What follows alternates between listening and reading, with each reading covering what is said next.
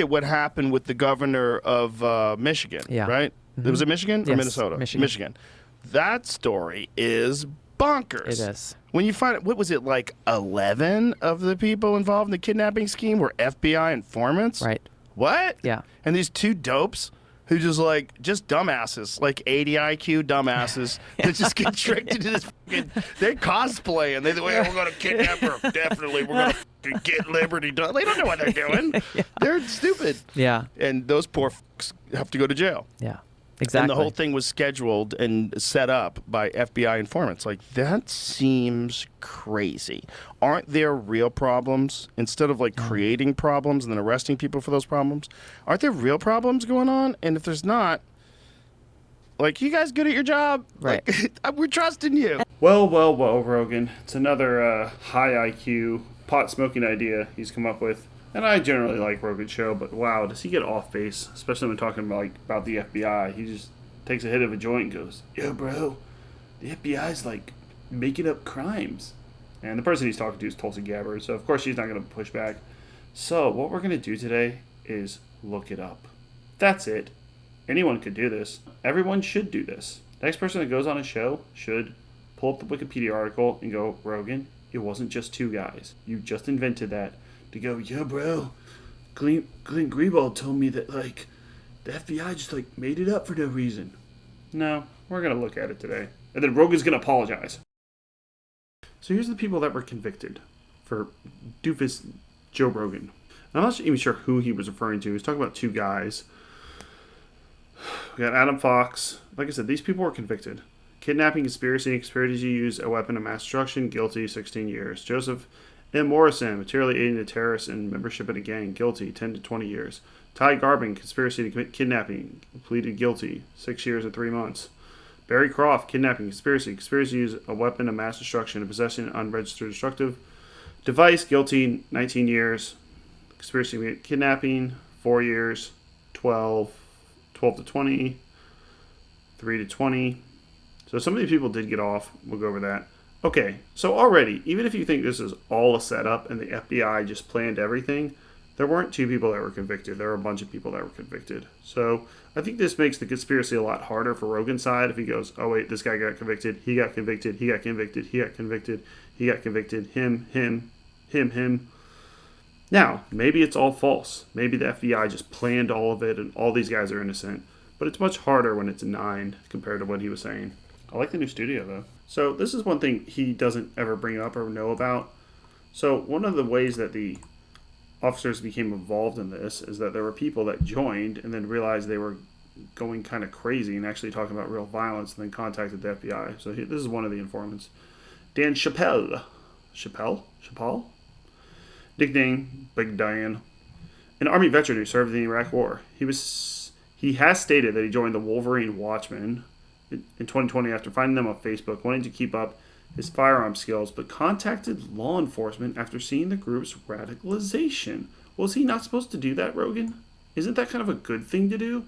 You go, "Hey, I just wanted to shoot, hang out with the boys, drink some beers, listen to some Skinnerd, shoot some cans," and they're going around saying they want to blow up bridges and kill people. What the fuck's going on here? What's wrong with that? That's good. After becoming an informant, Chappelle became the group's XO, or executive officer, the second highest rank in the group. And then 2 agents, at least that they identify. Of course, the FBI is not going to always tell you every single undercover agent they have. The federal FBI reported that they became aware of group chats on social media in early 2020 threatening to conduct the violent overthrow of state governments and law enforcement. Delusional, but still scary. A U.S. Army veteran, Dan Chappelle, had joined the group but became concerned about their use of a hunting app that could be used to track the addresses of police officers. So he was one of the informants, right? Yeah, this is the first informant. So good. This guy's good. Why am I, Rogan's against him? But the FBI, they set this entire thing up. He informed a friend and a local officer from an unidentified police department in Michigan, who then relayed the concerns to the FBI. Good. During the initial investigation of social media chats, the FBI said that they encountered Barry Croft and Adam Fox. The FBI then interviewed Chappelle, who agreed to become a confidential source after they raised concerns that there were plans to kill officers. All fine. Nothing like what Rogan said, that there were 2 sweet innocent victims and they threw bombs in their lap and they were like, "No, we love the United States." Musico, co-founder of the Wolverine Watchmen, made a comment about placing Gretchen Whitmer under citizen's arrest and numerous other statements on tape the prosecutors later said had indicated a violent intent. Intentions by the group to obtain Whitmer's address reportedly went as far back as April 19th, according to court records. That same month, the Wolverine Watchmen built a fake house with PVC tubing, referred to as a kill house.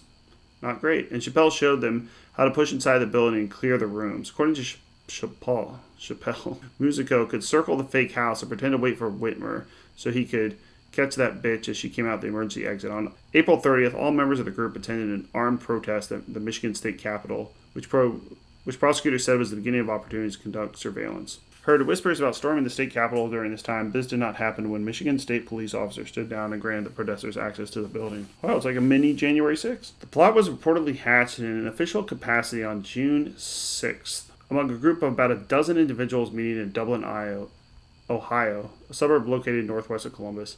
A confidential source at the meeting reported that the group primarily sought to establish a new self-reliant society that adhered to the U.S. Bill of Rights.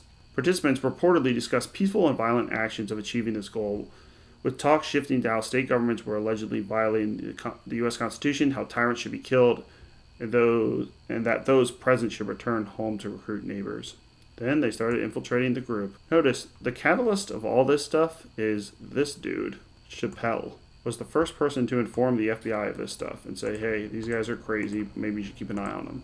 Not that the FBI just took a bunch of random people, shoved bombs in their pockets like freaking Wile E. Coyote. Did he put bombs in his pocket? We'll just say he did.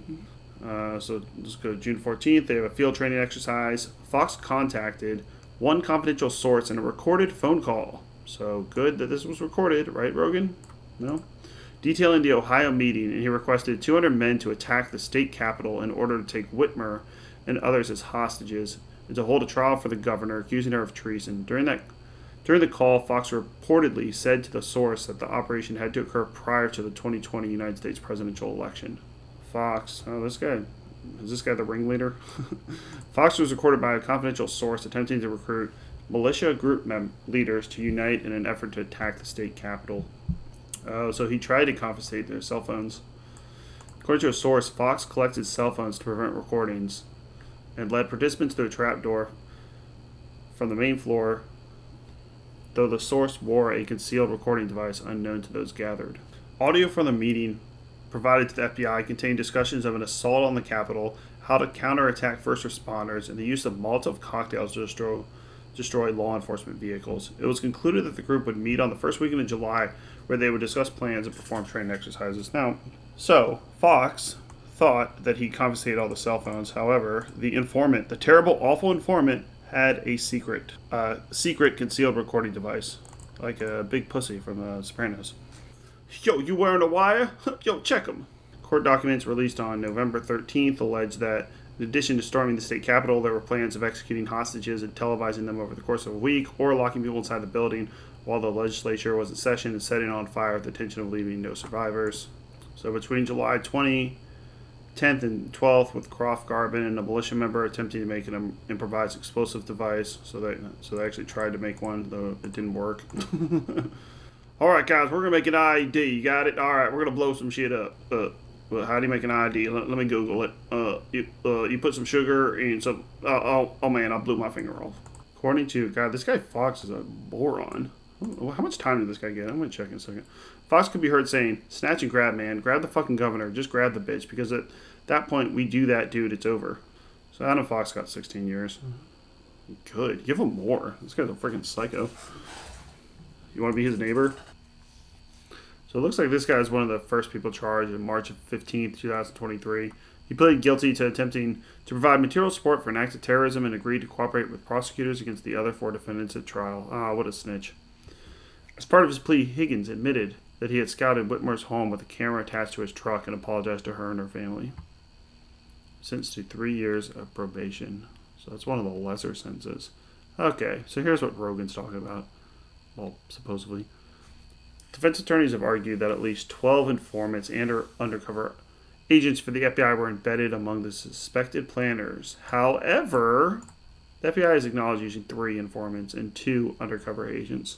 So somewhere between what the defense claims, where they say it was 12, and the FBI admits to 3. informants, and 2 undercover agents for a total of 5. Once again, are they not supposed to do that?